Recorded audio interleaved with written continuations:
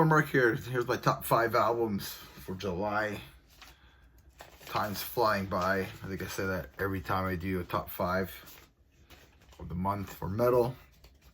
Let's get this going. First time I have here is Fracture, Chaos Alchemy.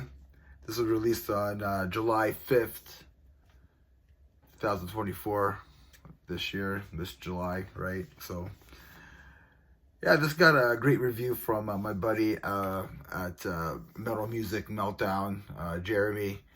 If you haven't subscribed to his channel, please do so. This is a one-man project from Toronto, Ontario. The dude's name is Mike Benstead. This is like a DIY metal. I think he played everything on here. I think he mixed it as well. There's elements of blackened thrash or crossover thrash and some melodic sections on this album. Right from the get-go, we get some like aggressive thrash, like enforced with the title track. Another killer track on this album is called Catacomb, which has Brennan Ellis from the Black Dahlia Murder on guitar, as I guess the guitarist on here. The album does showcase Mike's guitar playing ability with his leads and his solos throughout the album, which is pretty cool.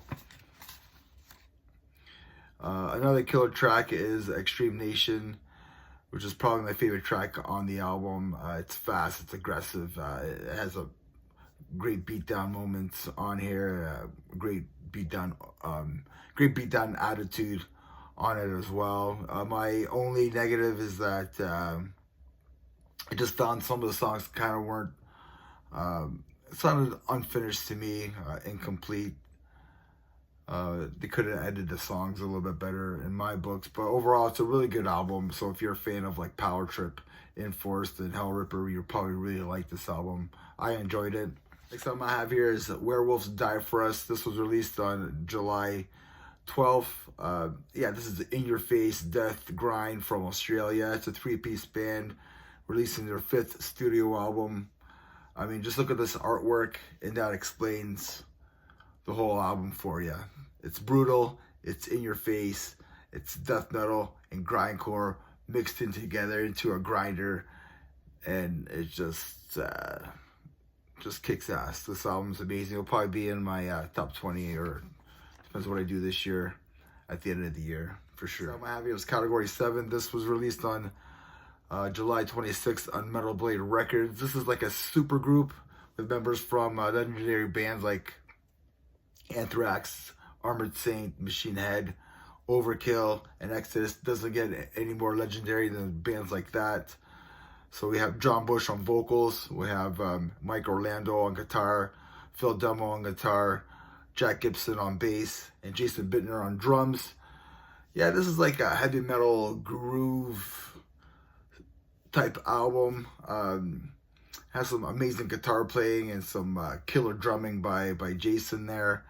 Has some blast beat moments. It just drums are really intense. It's awesome. He really kicks it up on here, makes it sound really heavy.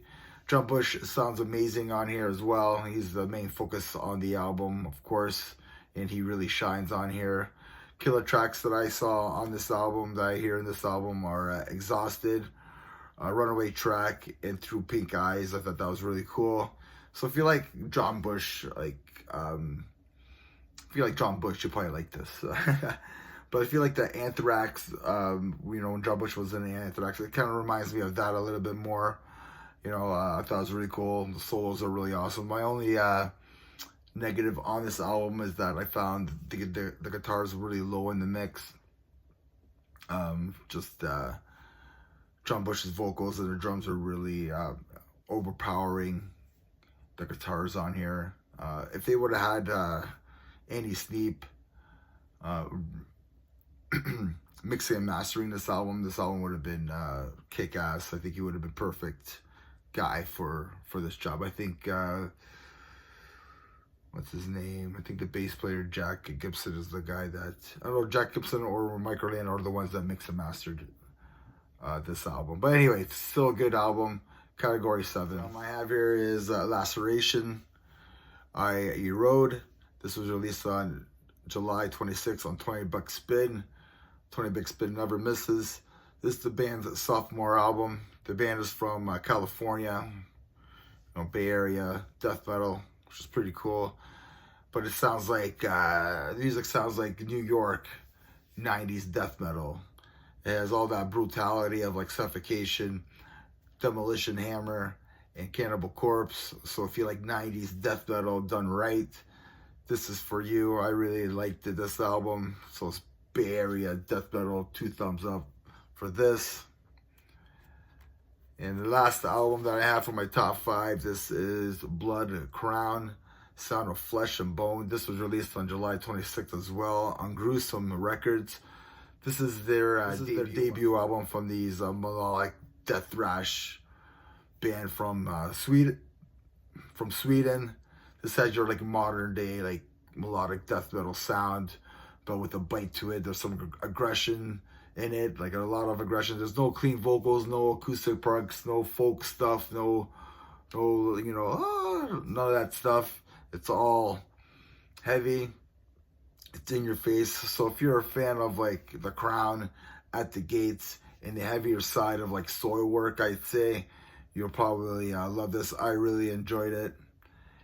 And yeah, that's my top 5 albums. So I got Blood Crown, if you haven't checked that out. Laceration, Category 7, Fracture, Werewolves, all good stuff. There's a couple of albums that I'm kind of looking forward for August. There's Dark Tranquility that I'm looking forward to for when that's coming out. And Nile will be a cool album to check out as well. I'm not the biggest Nile fan, but that'll be really cool to check out and try to review it. Maybe I'll get into them. Who knows? And remember, everybody, metal never dies. Cheers.